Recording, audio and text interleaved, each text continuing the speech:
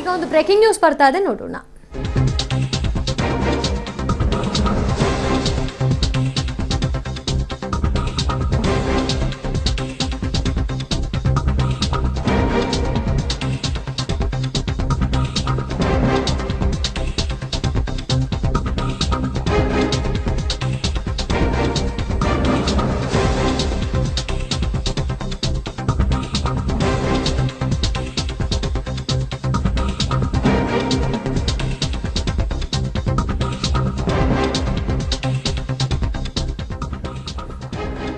ಸುಮಲತಾಗೆ shock ಕೊಟ್ಟಿದ್ದಾರೆ ದಳಪತಿಗಳು. ಸುಮಲತಾ ಹೆಸರಿನ 3 nomination file ಮಾಡಿದ್ದಾರೆ. ಕೆಆರ್ಪೇಟೆಯ ಸುಮಲತಾ, ಕನಕಪುರದ ಪಿ ಸುಮಲತಾ ಮತ್ತು ಶ್ರೀರಂಗಪಟ್ಟಣದ ಸುಮಲತಾ ಎಂಬುವರು ನಾಮಪತ್ರವನ್ನ ಸಲ್ಲಿಕೆ ಮಾಡಿದ್ದಾರೆ. ಮತದಾರರಲ್ಲಿ ಗೊಂದಲ ಸೃಷ್ಟಿ ಮಾಡಲಿಕ್ಕಾಗಿಯೇ ಸುಮಲತಾ ಹೆಸರಿನ ಅಭ್ಯರ್ಥಿಗಳ ಸ್ಪರ್ಧೆಯನ್ನ ನಡೆಸಲಾಗ್ತಾ ಇದೆಯಾ?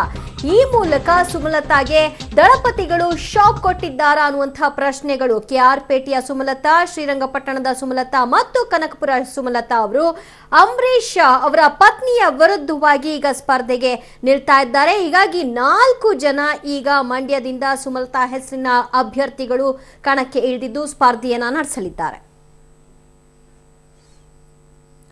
ಓಕೆ, ಮಂಡ್ಯದಲ್ಲಿ ಸುಮಲತಾಗೆ ಶಾಕ್ ಕೊಡ್ಲಿಕ್ಕೆ ದಳಪತಿಗಳು ಈ ರೀತಿಯಾದಂತಹ ಒಂದು ತಂತ್ರಕ್ಕೆ ಮೊರೆ ಹೋಗಿದ್ದಾರಾ ಅನ್ನುವಂತಹ ಪ್ರಶ್ನೆಗಳನ್ನ ಹುಟ್ಟು ಹಾಕ್ತಾ ಇದೆ. ಯಾಕಂದ್ರೆ 3ರಿಂದ ನಾಮಪತ್ರವನ್ನ ಸಲ್ಲಿಕೆ ಮಾಡಲಾಗಿದೆ. ಆ 3ರ ಹೆಸರು ಕೂಡ ಸುಮಲತಾನೇ ಇದೆ. ಹೀಗಾಗಿ ಈ ಗೊಂದಲವನ್ನ ಹುಟ್ಟು ಹಾಕ್ಲಿಕ್ಕೆ ಮಾಡಿದಂತಹ ತಂತ್ರಗಾರಿಕೆನ ಇದು. ಹಾಗಿದ್ರೆ ಕನಕಪುರದ ಸುಮಲತಾ ಅವರನ್ನು ಕೂಡ ನೀವು ಆ ಭಾವಚಿತ್ರ ನೋಡ್ತಾ ಇದ್ರಿ. ಶ್ರೀರಂಗಪಟ್ಟಣದ ಸುಮಲತಾ ಮತ್ತು ಕೆಆರ್ಪೇಟೆಯ ಸುಮಲತಾ ಈಗ ಅಂಬರೀಶ್ ಅವರ ಪತ್ನಿ ಸುಮಲತಾ ಅವರ ವಿರುದ್ಧ ಸೆಣಸಲಿಕ್ಕೆ ಮುಂದಾಗಿದ್ದಾರೆ. ಇದು ಮತದಾರರಲ್ಲಿ ಒಂದು ಗೊಂದಲವನ್ನ ಹುಟ್ಟು ಹಾಕ್ಲಿಕ್ಕೆ ಮಾಡಿದಂತಹ ತಂತ್ರವ ಅನ್ನುವಂತಹ ವಿಚಾರಕ್ಕೆ ಸಂಬಂಧಪಟ್ಟ ಹಾಗೆ ಹೆಚ್ಚಿನ ಡೀಟೇಲ್ಸ್ ಪಡೆಯೋಣ ನಮ್ಮ ಪ್ರತಿನಿಧಿ ಸಂತೋಷ್ ಇಂದ. ಸಂತೋಷ್, ಇದ್ಯಾವ ರೀತಿಯಾದಂತಹ ಸ್ಟ್ರಾಟಜಿ? ಒಂದೇ ಕ್ಷೇತ್ರದಲ್ಲಿ 3 ಸೇಮ್ ಹೆಸರಿಂದ ಕಣಕ್ಕಿಳಿತಾ ಇದ್ದಾರೆ ಅಂದ್ರೆ ಜನರಲ್ಲಿ ಕನ್ಫ್ಯೂಷನ್ ಕ್ರಿಯೇಟ್ ಮಾಡ್ಲಿಕ್ಕೆ ಮಾಡಿರೋದಾ? ದಿವ್ಯಾ, ಪ್ರಸ್ತುತ ಪರಿಸ್ಥಿತಿಯನ್ನ ನೋಡಿದ್ರೆ ಜನರಲ್ಲಿ ಒಂದು ರೀತಿ ಗೊಂದಲ ಉಂಟು ಮಾಡೋದಕ್ಕೆ ಒಂದೇ ಹೆಸರಿನ 4ರನ್ನ ಸ್ಪರ್ಧೆಗಿಟ್ಟಿದ್ದಾರೆ ಅಂತಾನೆ ಹೇಳ್ಬೋದು. ಒಂದು, ಸುಮಲತಾ ಅಂಬರೀಶ್ ಅವರು ಪಕ್ಷೇತರ ಅಭ್ಯರ್ಥಿಯಾಗಿ ಸ್ಪರ್ಧೆ ಮಾಡಿ ಏನು ಜೆಡಿಎಸ್ ಅಭ್ಯರ್ಥಿಯಾದಂತಹ ನಿಖಿಲ್ ಕುಮಾರಸ್ವಾಮಿ ಅವರಿಗೆ ಪ್ರಬಲವಾದ ಪೈಪೋಟಿಯನ್ನ ನೀಡ್ತಾ ಇದ್ರು. ಈ ಒಂದು ಸಂದರ್ಭದಲ್ಲಿ ಇಂದು ಸುಮಲತಾ ಹೆಸರಿನ 3 ಜನ ನಾಮಪತ್ರವನ್ನ ಸಲ್ಲಿಸಿದ್ದಾರೆ. ಇವರು ನಾಮಪತ್ರ ಸಲ್ಲಿಸುವುದರ ಹಿಂದೆ ದಳಪತಿಗಳ ಕೈವಾಡ ಇದೆ ಅಂತಕ್ಕಂಥ ಒಂದು ಚರ್ಚೆ ಜಿಲ್ಲೆಯಲ್ಲಿ ಶುರುವಾಗಿದೆ. ಯಾಕಂದ್ರೆ ಸುಮಲತಾ ಅನ್ನೋ ಹೆಸರಿನ ಹಲವರು ನಾಮಪತ್ರವನ್ನ ಸಲ್ಲಿಸಿದೆ. ಸಂತೋಷ್, ಮತ್ತೆ ಸಂಪರ್ಕ ಮಾಡ್ತೀನಿ. ಇದಕ್ಕೆ ಸಂಬಂಧಪಟ್ಟ ಹಾಗೆ ಮಗದೊಂದು ಬ್ರೇಕಿಂಗ್ ನ್ಯೂಸ್ ಬರ್ತಾ ಇದೆ, ನೋಡೋಣ.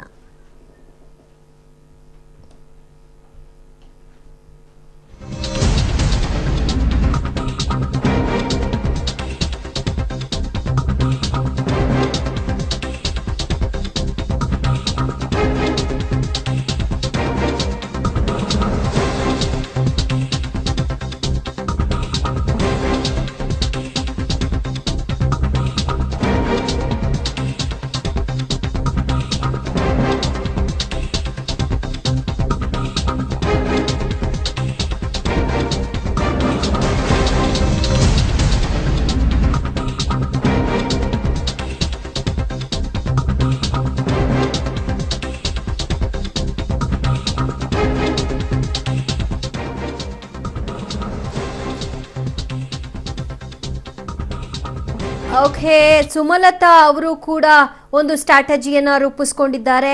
ಅಂದ್ರೆ ಜೆಡಿಎಸ್ ಚಿಹ್ನೆಯನ್ನೇ ಅವರು ಆಯ್ಕೆ ಮಾಡಿಕೊಳ್ಳಿಕ್ಕೆ ಅವರು ಮುಂದಾಗಿದ್ದು, ಕಬ್ಬಿನ ಗದ್ದೆ ಮಾದರಿಯ ಒಂದು ಚಿಹ್ನೆಯನ್ನ ಅವರು ಕೇಳಿದ್ದಾರೆ ಚುನಾವಣಾ ಆಯೋಗಕ್ಕೆ. ಈ ಮೂಲಕ ಅವರ ಒಂದು ಸ್ಟ್ರಾಟಜಿಯನ್ನು ಕೂಡ ಪ್ಲೇ ಮಾಡ್ತಾ ಇದ್ದಾರೆ. ನೀವೇನ್ ಜನರಲ್ ಕನ್ಫ್ಯೂಷನ್ ಕ್ರಿಯೇಟ್ ಮಾಡೋದು, ಅದರ ಅಪ್ಪನಷ್ಟು ನಾನು ಕೂಡ ಸ್ಟ್ರಾಟಜಿಯನ್ನ ಮಾಡ್ತೀನಿ ಅನ್ನೋದಾ ಇದರ ಅರ್ಥ? ಕೇಳೋಣ ನಮ್ಮ ಪ್ರತಿನಿಧಿ ಸಂತೋಷಿಂದ ಇನ್ನಷ್ಟು ಮಾಹಿತಿ ಕೇಳೋಣ. ಅದಕ್ಕೂ ಮುಂಚೆ ಜೆಡಿಎಸ್ ಚಿಹ್ನೆ ಕೇಳಲಿಕ್ಕೆ ಕಾರಣಗಳೇನು? ಸುಮಲತಾ ಈ ತಂತ್ರಕ್ಕೆ ಮೊರೆ ಹೋಗೋದ್ರ ಹಿಂದಿನ ಉದ್ದೇಶವಾದ್ರೂ ಏನು? ಜೆಡಿಎಸ್ ಚಿಹ್ನೆಯನ್ನ ಕೇಳಿ ಸುಮಲತಾ ಜನರಲ್ಲಿ ಕನ್ಫ್ಯೂಷನ್ ಕ್ರಿಯೇಟ್ ಮಾಡ್ಲಿಕ್ಕೆ ಮುಂದಾಗ್ತಾ ಇದ್ದಾರಾ, ಅಥವಾ ಜೆಡಿಎಸ್ ಚಿಹ್ನೆ ಬೇಕು, ಆ ಮೂಲಕ ನನಗೆ ವೋಟ್ಗಳು ಸಿಗುತ್ತೆ ಅನ್ನುವಂತಹ ಒಂದು ಮನಸ್ಥಿತಿಗೆ ಹೋಗಿದ್ದಾರಾ, ಅಥವಾ ರೈತರನ್ನ ಮನಸ್ಸಿನಲ್ಲಿ ಇಟ್ಕೊಂಡು ಕಬ್ಬಿನ ಗದ್ದೆ ಇರುವಂತಹ ಒಂದು ಚಿಹ್ನೆಯನ್ನ ಅವರು ಕೇಳಿದ್ದಾರಾ? ಎಲ್ಲ ಪ್ರಶ್ನೆಗಳು ಈಗ ಎದ್ದೇಳ್ತಾ ಇದೆ. ಚಿಹ್ನೆ 3 ಕಹಳೆ ಊದುತ್ತಿರುವಂತಹ ರೈತ. ಒಂದು 3 ರೀತಿಯಾದಂತಹ ಒಂದು ಚಿಹ್ನೆಗಳನ್ನ ಕೇಳಿದ್ದಾರೆ. ಅದರಲ್ಲಿ ಯಾವ್ದು ಕೊಡ್ತಾರೆ ನೋಡ್ಬೇಕು. ಇಷ್ಟೊತ್ತು ಸುದ್ದಿ ಕೊಟ್ಟಿದ್ದು ನಾನು ದಿವ್ಯಾ ಜ್ಯೋತಿ. ನೆನಪಲ್ಲಿ ನ್ಯೂಸ್ ಅಂದ್ರೆ ರಿಪಬ್ಲಿಕ್ ಟಿವಿ.